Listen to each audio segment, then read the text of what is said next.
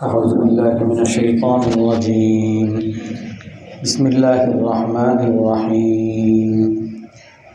أحل لكم صيد البحر وطعامه متاعا لكم وللسيارة وحرم عليكم صيد البر ما دمتم حرما واتقوا الله الذي إليه تحشرون. جعل الله الكعبة البيت الحرام قياما للناس والشهر الحرام والهدي والقلائد ذلك لتعلموا أن الله يعلم ما في السماوات وما في الأرض وأن الله بكل شيء عليم. صدق الله العظيم. আল্লাহ তাআলা বলেন, তোমাদের জন্য বৈধ করা হয়েছে সমুদ্রের শিকারী এবং সমুদ্রের খাবার তোমাদের উপকারের জন্য এবং পথিকদের উপকারের জন্য, এবং তোমাদের জন্য নিষিদ্ধ করা হয়েছে স্থলভাগের শিকারী যখন তোমরা এহরাম অবস্থায় থাকো। আর তোমরা আল্লাহকে ভয় করো, যে আল্লাহর দিকে তোমাদেরকে একত্রিত করা হবে। আল্লাহ তাআলা কাবাকে সম্মানিত ঘর বানিয়েছেন মানুষের কল্যাণের জন্য, এবং নিষিদ্ধ মাসকে আল্লাহ তাআলা সৃষ্টি করেছেন, এবং কোরবানিকে এবং কোরবানির মালাকে। আর এগুলো এই জন্য যাতে তোমরা জানতে পারো যা আল্লাহ তাআলা জানেন, যা নবমণ্ডলে আছে, যা ভূমণ্ডলে আছে, আর আল্লাহ তাআলা সব বিষয় সম্পর্কে জ্ঞাত। তো আল্লাহ তাআলা এর আগের আয়াতে এহরাম অবস্থায় শিকার করতে নিষেধ করেছিলেন, এবং যদি কেউ করে তো তার কি শাস্তি হতে পারে এটা আল্লাহ তাআলা বলেছেন। আল্লাহ তাআলার নিয়ম হলো মানুষকে সঠিক পথে পরিচালিত করা, আর সঠিক পথে পরিচালিত হওয়ার জন্য মানুষের জন্য পুরস্কারেরও দরকার হয়, মানুষের জন্য তিরস্কারেরও দরকার হয়। তো এই জন্য যে কোনো মানুষ যাতে সঠিক পথে থাকতে পারে, এই কারণে আল্লাহ তাআলা বিভিন্ন সময় তিরস্কার বা শাস্তির ব্যবস্থা রাখছেন। যেমন আমরা আমাদের বাচ্চাদেরকে যদি কখনো দেখি সে বন্ধু বান্ধবের সাথে আড্ডা মারতেছে, কিছুই বললাম না, দেখলাম যে বন্ধু বান্ধবের মধ্যে কেউ সিগারেট খায়, আমরা কিছুই বললাম না, তো যদি মনে করি আমার ছেলে তো খায় না, তার বন্ধু বান্ধব খায়, আর এইটাকে যদি আমরা অবহেলা করি আর আমার ছেলে মেয়েদেরকে যদি কিছু না বলি, 2 দিন পরে দেখা যাবে যে আমার ছেলে মাদকাসক্ত হয়ে গেছে। কারণ আমার ছেলেকে আমি সঠিক পথ নির্দেশনা, সঠিক পথ দেখানোর কাজ আমি করি নাই। কারণ পথ দেখানোর কাজের অর্থাৎ তার বিয়া বা প্রতিপালনের মূল দায়িত্বই হলো যে ভালো কোনটা খারাপ কোনটা এটা বাচ্চাদেরকে বুঝিয়ে দেওয়া। আপনার ছোট ছেলে সে দৌড় দিয়ে রাস্তায় চলে যায়, আপনি কিছুই বললেন না, তো দেখা যাবে যে যখনই সে এরকম যায় আপনি কিছু বলেন না, যে রাস্তায় যাওয়া তো স্বাভাবিক, আর রাস্তায় দৌড় দিবে, গাড়ি আসবে, গাড়ির নিচে পড়ে সে মারা যাবে। কারণ সে জানেও না যে রাস্তায় দৌড় দিলে কোনো সমস্যা বা কিছু একটা। এই জন্য আল্লাহ তাআলা নিয়ম করছেন যে যে কোনো খারাপের জন্য অবশ্যই শাস্তি হবে, যে কোনো ভালোর জন্য অবশ্যই পুরস্কার হবে। আর এই জন্য আল্লাহ তাআলা আগের আয়াতে বলছিলেন লিয়াদু ওয়াবাল আমরি, যে কোনো খারাপ কাজ করছে আল্লাহ তাআলা নিষেধ করছেন। এহরাম অবস্থায় স্বীকার করা যাবে না, যদি কেউ স্বীকার করে ভুল করছে, এই জন্য তাকে যেটা স্বীকার করছে সেই পরিমাণ তাকে প্রতিদান দিতে হবে, সেই পরিমাণ তাকে একটা পশুকে কোরবানি করতে হবে, এটা তার শাস্তি, তার ক্ষতিপূরণ। আর যদি এটাও না পারে, তার পশু কেনার মতো পয়সা নেই, তো সেই ক্ষেত্রে তাকে মিসকিনকে ওই টাকা দিয়ে, যেই টাকা দিয়ে একটা পশু কিনা লাগে সেই পরিমাণ টাকা দিয়ে মিসকিনকে খাওয়াতে হবে। যে মিসকিনও পায় না, খাওয়াইতেও পারে না, তার পয়সাও নাই, যদি কিছুই না থাকে তো সেই ক্ষেত্রে তাকে এই পরিমাণ রোজা রাখতে হবে। আর কেন? এই যে এক ধাপের পর আর এক ধাপ, যে তাকে স্বীকার করতে হবে, কোরবানি করতে হবে, পশু কোথায় পাওয়াই যায় না, তো তাকে মিসকিনকে খাওয়াইতে হবে। মিসকিনও কোনোভাবেই সে পাচ্ছে না, তো এই পরিমাণ তাকে রোজা রাখতে হবে। এই শাস্তিগুলো কেন আল্লাহ তাআলা রাখতেছেন? লিয়াযুকা ওয়াবাল আমরি, আল্লাহ তাআলা বলেন যাতে তার কৃতকর্মের শাস্তি ভোগ করে। অর্থাৎ এইটা ছোট কাজ, ছোট গুনাহ, ছোট পাপ করছে, আর এইটা শাস্তি যদি ভোগ না করে তো তখন সেই নিষিদ্ধ, যখন স্বীকার করা নিষিদ্ধ তখন মারতেছে, তখন স্বীকার করতেছে, সে কোনো পরোয়া করতেছে না। দেখা যাবে যে 2 দিন পরে সে ইহরাম অবস্থায় অথবা বাইতুল্লাহর মতো পবিত্র স্থানে সে মানুষকে হত্যা করে ফেলবে, কারণ তার কাছে স্বাভাবিক, বিষয়টা স্বাভাবিক হয়ে গেছে। আর যদি তাকে প্রথম অবস্থায় যদি তাকে ধরা হইতো তাহলে সে নিজেকে নিয়ন্ত্রণ করার একটা অভ্যাস হইতো। এইখানে একটা তাফসিরে নাবুসিতে একটা ঘটনা লেখছে। এক লোক সে মানুষকে হত্যা করছে, আর হত্যার কারণে তার শাস্তি হয়েছে মৃত্যুদণ্ড। তো মৃত্যুদণ্ড হইলে তো তার সর্বশেষ আশা জিজ্ঞাসা করে, তো তাকে জেলখানা থেকে জিজ্ঞাসা করা হয়েছে যে তোমার সর্বশেষ আশা কি? তো সে বলছে যে আমার সর্বশেষ, আমার তো মৃত্যু তো হয়েই যাবে, তো আমার সর্বশেষ আশা হলো যে আমার স্ত্রীকে আমি দেখতে চাই। তো স্ত্রী যখন আসছে, তো স্ত্রী আসার পরে সেই স্ত্রীকে সে হত্যা করতে চাইছে। কেন তুমি তোমার স্ত্রীকে হত্যা, তুমি মারা যাবা, তোমার স্ত্রীকে তুমি কেন হত্যা করতে চাচ্ছ? তো সে বলে যে আমি যে আজ এই ফাঁসির আসামি হয়েছি, আজকে যে আমার মৃত্যুদণ্ড হয়েছে, এটা আমার স্ত্রীর ঝগড়ার কারণে। আর আমার সাথে সবসময় ঝামেলা করত, আমাকে সবসময় ঝগড়া করত, আমাকে অন্য মানুষের উপর লেলিয়ে দিত যে তাকে তুমি কিছু বলো না, কিছু করতে পারো না, আমাকে এরকম উস্কানি দিত। আর এর উস্কানি শুনেই আমি এরকম হত্যার মতো এত বড় একটা অপরাধ করছি, তো এই জন্য আমি তাকে হত্যা করতে চাচ্ছি।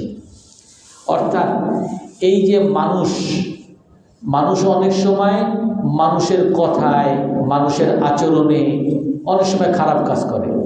অনেক সময় এমনকি আরেকটা তাফসীর নাবুসিতে আছে, একজন মৃত্যুদণ্ডের আসামি সে তার মাকে হত্যা করতে চাইছে। তো তোমার মা কি দোষ করছে? বলে আমার মা আমাকে শুধু খারাপ কাজে উৎসাহ দিত, আমি যখন কোনো খারাপ কাজ করতাম আমার মা আরও বলতো হ্যাঁ এই সিগারেট খাওয়াতে এই যুগের বাহাদুরের কাজ, মানুষের মারা এই যুগের বাহাদুরের কাজ, তুমি আর একজন তোমার কেউ এইসব মাইরা যাবে আর তুমি কিছু বলবা না, তুমি তো কাপুরুষ, এইভাবে আমার এই উস্কানি দিত। আর আমার মা যদি আমাকে ছোটোবেলা থেকে এই খারাপ কাজগুলো থেকে যদি বিরত রাখতো, আমাকে যদি খারাপ কাজে উৎসাহিত না করতো, তাহলে আমি আজ এরকম সন্ত্রাসী হইতাম না, এরকম মৃত্যুদণ্ডের আসামি হইতাম না, ফাঁসির আসামি হইতাম না।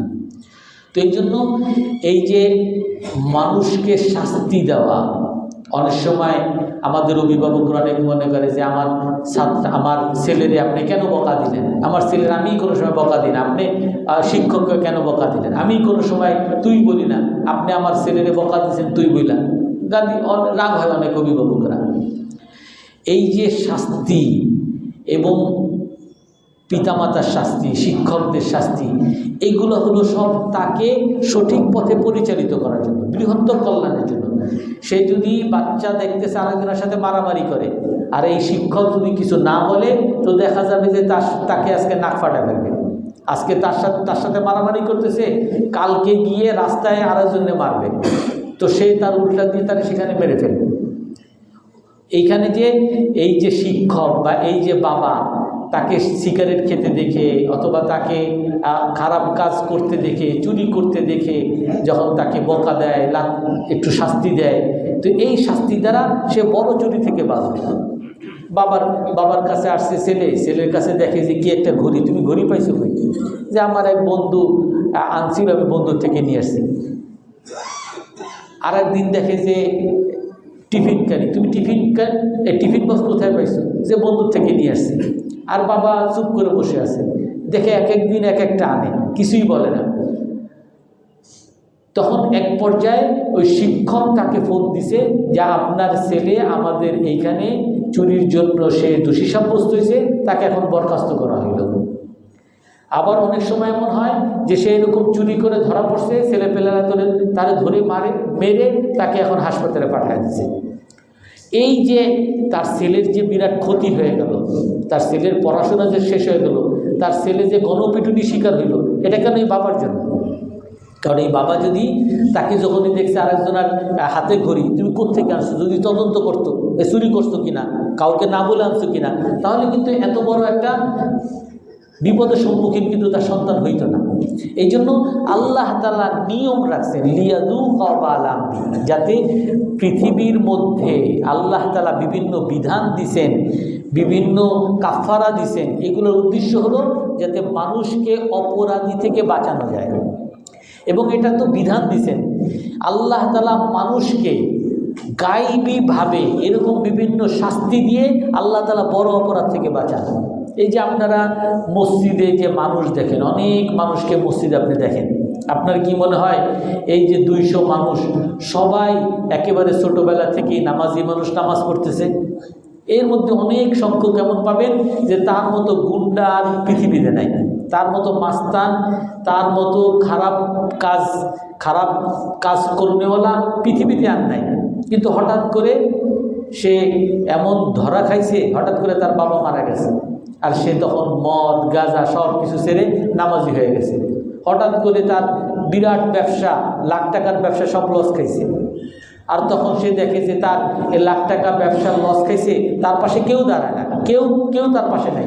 সে দেখতেছে যে সে তার এই অভিযোগ, মনের কষ্টের কথা একমাত্র আল্লাহরই বলতে পারে। তো আল্লাহর কাছে সে ফিরে আসে। অনেক মানুষকে দেখা যায় সে চাকরি থেকে বরখাস্ত হয়েছে, হয়তো বা কোনো দোষ করছে, চাকরি থেকে বরখাস্ত হয়েছে, তার পাশে কেউ দাঁড়ায় না, সবাই তারে চোর, দুর্নীতিবাজ, ঘুষখোর বইলে তারে গালিগালাজ করে, সে কারো কাছে কোনো আশ্রয় পায় না।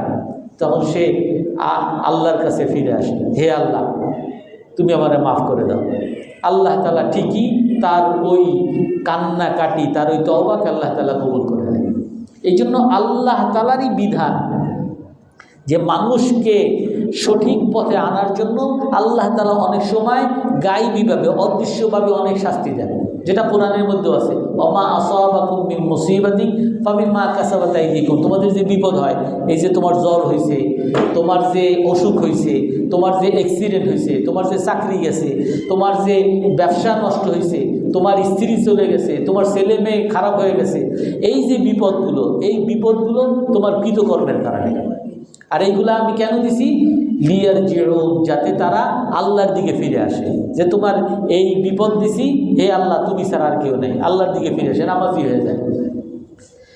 এই জন্য ওই বিপদ দিয়ে আল্লাহ তাআলা মানুষকে শাস্তি দেওয়ার উদ্দেশ্য, এটা কি খারাপ যে আর কেউ পাই না, আল্লাহ তাআলা আমারই শুধু বিপদ দেয়? এত কাফের, এত পাপ করে, তাদের কোনো বিপদ দেয় না? আমি মুসলমান, আমারই শুধু বিপদ দেয়। আল্লাহ তাআলা যে বিপদ আমাকে দেয়, এটা কি আমার খারাপের জন্য না আমার মঙ্গলের জন্য? আমার মঙ্গলের জন্য। এই জন্য সব সময় আল্লাহ তাআলা আমার মঙ্গল চায়, সব সময় আল্লাহ তাআলা আমাকে সঠিক পথে পরিচালিত করার জন্য আমাকে বিপদ দেয়, এই কথার বিশ্বাস অন্তরের মধ্যে ধারণ করতে হবে। আমি একটা ঘটনা বলছিলাম, এক বড় বাদশাহ মামুন, সে একবার মক্কার মধ্যে ঢুকছে, বাইতুল্লাহর মধ্যে, বাইতুল্লাহর এলাকায়, হেরেম যে পবিত্র এলাকা, ওইখানে ঢুকছে। তো ওইখানে গিয়ে একজন বড় আল্লাহর ওলি, ওই যুগের বড় আলেম, কোনো বর্ণনা আছে হাসান বসরিকে বলেন যে আপনার কি লাগবে, আপনি আমার কাছে কিছু চান। তো উনি বলেন, হাসান বসরি বলেন যে আমি এখানে আছি আল্লাহর ঘরে, আমি আল্লাহর ঘরে এসে আল্লাহ ছাড়া অন্য কারো কাছে চাইতে আমার লজ্জা লাগে। তো বাদশাহ আর কিছু বলে নাই। বাদশাহ ওই হেরেম থেকে, পবিত্র স্থান থেকে, আল্লাহর ঘর থেকে বেরিয়ে বাইরে দাঁড়াইছে। তো সে বাইরে আসছে, ওই আলেম যখন আসছে যে হে আলেম, আপনার জন্য আমি অপেক্ষা করতেছি, হাসান বস্তি আপনার জন্য অপেক্ষা করতেছি, আপনি এখন আমার কাছে কোনো কিছু চান, আমি আপনার কোনো উপকার করতে চাই। তো এই বাদশাহ বলে যে আমি আপনার কাছে কী চাইবো, আমার কিছুই লাগবে না, কিছু চান আপনি। যে আমি যেই আল্লাহ সব কিছুর মালিক তার কাছেই চাই নাই, আমি আপনার কাছে কি চাইব, আপনি তো কোনো জিনিসের মালিক না, না আপনি কিছু একটা চান। উনি বলেন, হাসান বস্রি বলেন যে আমার দরকার হলো জান্নাত, আপনি আমারে জান্নাত দেন। বলে জান্নাত দেওয়ার তো আমার ক্ষমতা নেই, তাহলে আপনি আমারে কি দিবে না, আপনার কাছে আমার কোনো কিছু দরকার নেই।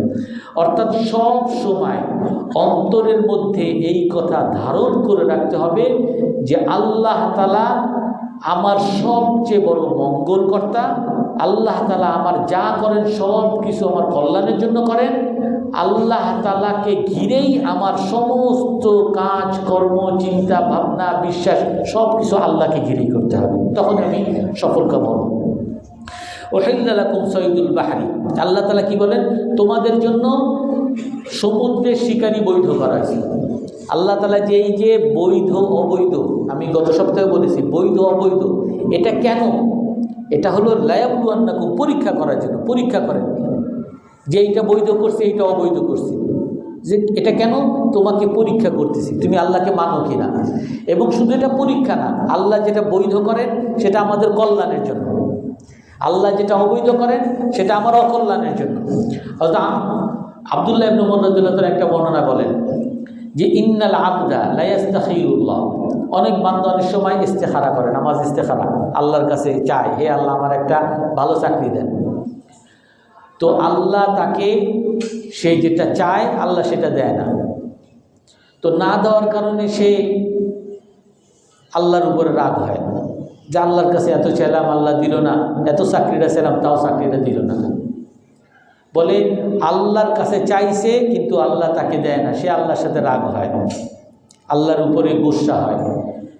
বলে যে আল্লাহ যে তার জন্য যেটা করছে এটা যে তার জন্য ভালো সে এখন বুঝতেছে না, কিন্তু 100 বছর পার হইলে বা তার জীবনের শেষ একটা সময় আসবে যখন সে দেখবে যে আমি যে চাকরিটার জন্য এত আল্লাহর কাছে দোয়া করছিলাম, আল্লাহ যে দেয় নাই, না দেওয়াটাই আমার জন্য কল্যাণকর ছিল। আমি যদি ওই চাকরিতে ঢুকতাম তাহলে আমার বন্ধু ওই চাকরিতে ঢুকছে, এখন ওই পুরো কোম্পানি সহ করাপ করছে, কোম্পানি সহ দেউলিয়া হয়ে গেছে, চাকরি তার নাই, তা আমি এরকম চাকরি ছাড়া হয়ে যেতাম। অথচ আমি এখন বর্তমানে যেখানে ঢুকছি সেখানে ওই চাকরির চেয়ে অনেক সুযোগ সুবিধা আমি বেশি পাইতেছি। এই জন্য আব্দুল্লাহ ইবনে উমর রাদিয়াল্লাহু তাআলা আনহু বলেন যে মানুষ অনেক সময় আল্লাহর কাছে কিছু চায়, আল্লাহ তাকে দেয় না, তখন সে আল্লাহর উপর রাগ হয়। কিন্তু আল্লাহ যে তার জন্য যা করে এটাই কল্যাণকর, এটা শুধু কিছুদিন যদি সে ধৈর্য ধারণ করে, কিছুদিন যদি অপেক্ষা করে, সে সচক্ষে দেখতে পারবে আল্লাহ যেটা তার জন্য করেছে সেটাই তার জন্য কল্যাণকর ছিল। এই জন্য যত হারাম আছে, যত নিষিদ্ধ কাজ আছে, এই নিষিদ্ধ কাজ এগুলো আমার জন্য উপকারী, আমি এখন বুঝি না 2 দিন পরে বুঝব। যত হালাল বৈধ জিনিস আছে এইগুলোকে মানা এটা আমার জন্য উপকারী, আমি এখন বুঝি না 2 দিন পরে বুঝব। উহিল্লা লাকুম সাইদুল বাহর, আল্লাহ তাআলা তোমাদের জন্য বৈধ করছেন সমুদ্রের শিকারী। ওয়া তাআমুহু, এবং সমুদ্রের খাবার। সমুদ্রের খাবার আল্লাহ তাআলা বৈধ করছেন। সমুদ্রের খাবার মানি, সমুদ্রের শিকারী মানি। হাদিসের মধ্যে আছে সমুদ্র থেকে যা বের হয় সেটাই বৈধ।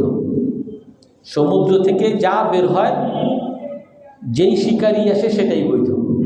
কিন্তু এইখানে আবার বর্ণনা আছে যে যা বের হয় তার মানে কি, যদি সাপ আসে বলে যে না, শুধুমাত্র কিছু কিছু জিনিস যেগুলো আল্লাহর রাসূল এক্সেপশন করছেন, নিষেধ করছেন, এগুলো শুধু হারাম, এছাড়া সব বৈধ।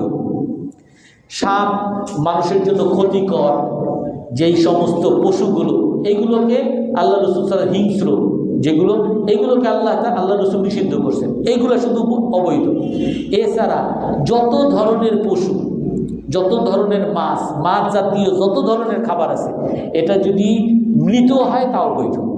যদি মাছ যদি কেউ দেখে ভাসতেছে, সেই মাছ খাওয়া বৈধ। মৃত মাছ খাওয়া কি নাজায়েজ নাকি? আমরা সবসময় মৃত মাছ খাই না। উহিল্লা লাকুম সাইদুল বাহরি ওয়া তাআমুহু মাতাআন লাকুম, তোমাদের জন্য বৈধ করা হয়েছে সমুদ্রের শিকারী, অর্থাৎ সমুদ্রের যত ধরনের প্রাণী আছে, মাছ জাতীয় সব কিছু বৈধ। মাতাআন লাকুম, তোমাদের উপকারের জন্য, ওয়ালিসাইয়ারা, মুসাফিরদের উপকারের জন্য। এখানে তাফসীর ইবনে কাসির মধ্যে একটা ঘটনা আসছে। হযরত জাবির ইবনে আব্দুল্লাহ রাদিয়াল্লাহু আনহু বলেন, বুখারী মুসলিমেও আসছে এই ঘটনা। উনি বলেন, আবু উবাইদা ইবনে জাররাহ রাদিয়াল্লাহু আনহু সহ রাসূল সাল্লাল্লাহু আলাইহি ওয়াসাল্লাম এক জায়গায় সফরে গেছেন। সফরে যাওয়ার পরে আবু উবাইদা রাদিয়াল্লাহু আনহুকে আলাদা একটা দল নিয়ে সমুদ্রের দিকে পাঠাইছেন, সমুদ্রের পারে তাকে পাঠাইছেন। তো জাবের রাদিয়াল্লাহু তাআলা আনহু বলেন যে আমরা আবু উবাইদা ইবনে জাররাহ দলে ছিলাম। দলে থাকার পরে আমরা অনেক দিন আমাদের কাছে যে খাবার ছিল এই খাবার আমরা খাইছি, তারপরে আমাদের সফরের মধ্যে খাবার শেষ হয়ে গেছে। তো তারপর আমরা যারা সফরে যারা ছিল সকলের খাবার, যার কাছে যে খাবার আছে এগুলো একত্রিত করা হয়েছিল। তো সেখান থেকে আমাদেরকে খেজুর দিত, সর্বশেষে এক একটা করে খেজুর দেওয়া হতো, কারণ খাবার শেষ প্রায়, এক একটা করে খেজুর দেওয়া হতো। বলে এমন একটা পর্যায়ে চলে আসছে যে তখন খেজুরও প্রায় শেষের দিকে, আমরা সবাই ক্ষুধার্ত, আমাদের খাবারও শেষ, আমরা পেরেশান অস্থির। তো সেই সময় আমাদের মধ্যে একজন সমুদ্রের পাড়ে গেছেন হাঁটতে। তো সমুদ্রের পাড়ে গিয়ে সে বিরাট একটা শিকারি দেখতে পাইছে, মাছের মতো, আম্বার নাম হাদিসের মধ্যে ভাষায় নাম আসছে আম্বার, বিরাট একটা তিমি মাছ আর কি, আমাদের বর্তমান তিমি মাছ, এরকম মাছ একটা দেখতে পাইছে, মৃত মাছ দেখতে পাইছে। তো তখন আবু উবাইদা ইবনে জাররাহ সেনাপতিকে সে বলছেন যে আমরা একটা বড় মাছ দেখতে পাইছি আম্বার, এটাকে আমরা খাবো কিনা, এটা তো মৃত। তো সাহাবীদেরকে জিজ্ঞাসা করছেন, তারপরে বলতেছেন যে আমরা তো সাহাবার দল, সবাই যেহেতু আমরা একমত হইতেছি এবং আমরা এখন বাধ্য যদি হই, আমাদের খাবার দাবার যেহেতু নাই, তো সেই অবস্থায় আমরা যে কোনো কিছু খাওয়াই আমাদের জন্য বৈধ। তো সেই জন্য আমরা এই শিকারি খাবো, যেটা দেখতেছি সেটা খাবো। তো তারপরে সেখান থেকে এই সাহাবায়ে কেরাম তারা 300 জন ছিলেন, এই 300 জন তারা সেই মাছ কেটে কেটে খাইছেন। 1 মাস যাবৎ সেই মাছ, শুধু একটা মাছ 1 মাস যাবৎ কাটছেন। এবং জাবের রাদিয়াল্লাহু তাআলা আনহু বলেন যে সেই মাছটা এত বিশাল ছিল যে ওই মাছের একটা চোখের মধ্যে আমাদের 13 জন লোককে ওইখানে ঢুকানো হয়েছে, যে মাছের চোখের মধ্যে যে তেল আছে এই তেলগুলো বের করে যাতে আমরা খাইতে পারি। একটা চোখের মধ্যে 13 জন লোক আমরা ঢুকছি। এবং এই যে একটা চোখের যে চোয়াল, এই চোয়ালের মাঝখানে যে জায়গা, নিচ থেকে চোয়ালের মাঝখানে যে জায়গা, যে এত বিশাল যে আমরা একজন বিরাট একটা বাহন নিয়ে, অর্থাৎ উট, একটা বিরাট উট নিয়ে ওই চোয়ালের এপাশ থেকে ও পাশে গেছে। শুধু এই আপনার চোয়ালের এই পাশ থেকে ওই পাশে যদি কত বিশাল হবে। এত বিশাল একটা মাছ ওনারা 1 মাস যাবৎ খাইছেন। তো খাওয়ার পরে এই মাছের কিছু নিয়েও গেছেন। নিয়ের পরে ওই সফরের মধ্যে আরেক জায়গায় রাসূল সাল্লাল্লাহু আলাইহি ওয়াসাল্লাম ছিলেন। তো তার সাথে একত্র হয়ে তারপর রাসূল সাল্লাল্লাহু আলাইহি ওয়াসাল্লামকে সমস্ত খবর বলছেন যে আমরা এরকম গিয়ে ক্ষুধার্ত হয়ে গেছিলাম, আমাদের খাবার শেষ হয়ে গেছিল, তারপর আমরা একটা মাছ পাইছি, যেহেতু আমরা সবাই বাধ্য ছিলাম, কোনো উপায় ছিল না, এই জন্য আমরা সেই আম্বার মাছটা খেয়েছি। তো এটা আমাদের জন্য খাওয়া বৈধ কিনা? রাসূলুল্লাহ সাল্লাল্লাহু আলাইহি ওয়াসাল্লাম বলেন যে পানি থেকে, সমুদ্র থেকে যেই শিকারি তোমাদের জন্য আসবে সেটাই তোমাদের জন্য বৈধ। উহিল্লা লাকুম সাইদুল বাহরি ওয়া তাআমুহু, সমুদ্রের যত শিকারি, সমুদ্রের যত খাবার সব তোমাদের জন্য বৈধ। তো সেটা যদি মৃত হয় সেটাও তোমাদের জন্য বৈধ। অতএব তোমরা যে 1 মাস যাবৎ খাইছো, তার কি কোনো অবশিষ্ট অংশ আছে, তার আমাকে একটু দাও। তো রাসূল সাল্লাল্লাহু আলাইহি ওয়াসাল্লামকেও দিয়েছেন। তো তারপর রাসূল সাল্লাল্লাহু আলাইহি ওয়াসাল্লামও খাইছেন, অন্যান্য সাহাবায়ে কেরামরাও খাইছেন। তো এই জন্য সমুদ্র এবং পানির যত ধরনের খাবার আছে, যত ধরনের শিকারি আছে, যত ধরনের প্রাণী আছে, এই প্রাণীগুলো বৈধ, যদিও এগুলো মৃত হয়। আবু হুরায়রা রাদিয়াল্লাহু তাআলা আনহুর একটা বর্ণনা আছে। আবু হুরায়রা রাদিয়াল্লাহু তাআলা আনহুর কাছে একজন আসছে, একজন এসে জিজ্ঞাসা করেন যে পানির মধ্যে যদি কোনো প্রাণী মারা যায়, পানির মধ্যে কোনো মাছ মারা গেছে বা কোনো শিকারি যদি মারা যায়, তাহলে এইটা খাওয়া বৈধ কিনা? তখন আবু হুরায়রা রাদিয়াল্লাহু তাআলা আনহু এই আয়াত দেখে বলতেছেন ওয়াহিল্লা লাকুম সাইদুল বাহরি ওয়া তাআমুহু মাতাআল লাকুম, আল্লাহ তাআলা সমুদ্রের শিকারীকে খাবারকে বৈধ করছে, অতএব খাইতে পারো। তো উনি হযরত ওমর রাদিয়াল্লাহু তাআলা আনহুর কাছে আসছেন, হে আমিরুল মুমিনিন, আমার কাছে একজনে জিজ্ঞাসা করছেন যে পানির খাবার, পানির শিকারী খাওয়া বৈধ কিনা। আমি তাকে এই ফতোয়া দিছি যে যদি মৃত হয় তারপরও খাওয়া যাবে। হযরত ওমর রাদিয়াল্লাহু তাআলা আনহু বলেন যে হে লাউ আফতাইতা বিগাইরি হাযা, তুমি যদি যেই ফতোয়া দিছো এই ফতোয়া ছাড়া অন্য ফতোয়া দিতা, যে তুমি যদি বলতা যে মৃত যেহেতু খাওয়া যাবে না বা অন্য ফতোয়া দিতা, তাহলে আও জাহাতু রাসাক, তাহলে আমি তোমার মাথাকে আঘাত করতাম, অর্থাৎ তুমি সঠিক ফতোয়া দিছো। তো এই জন্য ওয়াহিল্লা লাকুম সাইদুল বাহরি ওয়া তাআমুহু মাতাআল লাকুম ওয়া লিসাইয়ারা, তোমাদের জন্য বৈধ করা হয়েছে সমুদ্রের শিকারী, সমুদ্রের খাবার তোমাদের উপকারের জন্য এবং মুসাফিরদের উপকারের জন্য। ওয়া হুররিমা আলাইকুম সাইদুল বাররি মা দুমতুম হুরুমা, আর তোমাদের জন্য নিষেধ করা হয়েছে স্থলভাগের শিকারী। স্থলভাগের শিকারী নিষেধ, কিন্তু এটা তো নিষেধ না, আমরা তো খাইতে পারি, আমরা তো গরু ছাগল তারপরে হরিণ তো শিকার করি। এখানে আল্লাহ শর্ত লাগিয়ে দিয়েছেন স্থলভাগের শিকারী নিষিদ্ধ। কোন কোন স্থলভাগের? মা দুমতুম হুরুমা, যখন তোমরা এহরাম অবস্থায় থাকো, অর্থাৎ আপনি যখন হজের জন্য এহরাম বাঁধছেন অথবা উমরার জন্য এহরাম বাঁধছেন, সেই সময় শিকার করা নিষেধ। সেই সময় কোনো গরু জবাই করা অথবা সেই সময় আপনার কোনো হরিণ শিকার করা অথবা যে কোনো বিষয় শিকার করা, ওই সময়টা হারাম। হাদিসের মধ্যে আসছে রাসূল সাল্লাল্লাহু আলাইহি সাল্লামের যুগে সবাই এহরামে ছিলেন, সবাই হজের এহরাম বেঁধে গেছেন। তো রাসূলের কাছে একটা খাবার নিয়ে আসেন, জংলি গরুর গোশত নিয়ে আসেন। রাসূল বলেন এই জংলি গোশত কোথায় পাইছো? বলে এটা শিকার করা হয়েছে। বলে আমরা তো এহরাম অবস্থায় আছি, আমাদের শিকার করা তো বৈধ না, আমরা যে শিকার করব সেটাও তো অবৈধ। হে আল্লাহ রাসূল, আমরা শিকার করি নাই। কে শিকার করছে?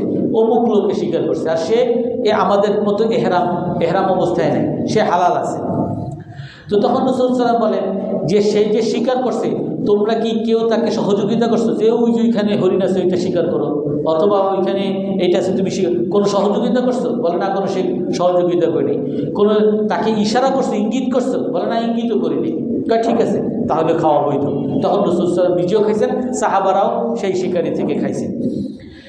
তো এই জন্য যেই সকল অবস্থায় নিষিদ্ধ সেটা হলো এহরাম অবস্থায়। এমনিভাবে ওই মক্কার যে নির্ধারিত এলাকা, মক্কার কিছু নির্ধারিত এলাকা আছে, সেই জায়গায় আপনি এহরাম অবস্থায় থাকেন আর সাধারণ মানুষ থাকেন, সবার জন্যই সেখানে শিকার করা নিষেধ। এই জন্য কেউ যদি ওই মক্কার নির্ধারিত এলাকায় কেউ যদি শিকার করে অথবা এহরাম অবস্থায় যদি কেউ শিকার করে, সেই শিকারই পশু খাওয়া হারাম, সেটা কেউ খেতে পারবে না, সেটা নিষিদ্ধ। ওয়া হুররিমা আলাইকুম সাইদুল বাররি মা দুমতুম হুরুমা। একজন এহরাম বেঁধে হাজী সাহেব শিকার করছে, উনি খাইল না, কিন্তু আমি এহরাম অবস্থায় নেই, আমি হজ করতেছি না, আমার খাওয়া বৈধ? আমার খাওয়া বৈধ না। ওয়াহুররিমা আলাইকুম সাইদুল বাররি মা দুমতুম হুরুমা, যখন তোমরা এহরাম অবস্থায় থাকবা তোমার শিকার করাই নিষিদ্ধ। এই জন্য আমার জন্য এহরাম অবস্থায় যে তার জন্য যেমন খাওয়া নিষিদ্ধ, এমনিভাবে সাধারণ মানুষের জন্য তখন খাওয়া নিষিদ্ধ হয়ে যাবে, তখন এটা হারাম। ওয়াত্তাকুল্লাহ আল্লাযী ইলাইহি তুহশারুন, আল্লাহকে ভয় করো যে আল্লাহর দিকে তোমাদের সকলকে ফিরিয়ে দেওয়া হবে। আর এই যে আল্লাহ তাআলা মক্কার নির্ধারিত জায়গায় শিকার করা নিষেধ করছেন, এমনিভাবে মুসলমানরা যখন ইহরাম অবস্থা থাকবে তখনও শিকার করা নিষেধ। কেন নিষেধ? এটা আল্লাহ তাআলা পরের আয়াতে বলতেছেন, আমরা ইনশাআল্লাহ আগামী সপ্তাহে আলোচনা করব। কারো কোনো প্রশ্ন আছে?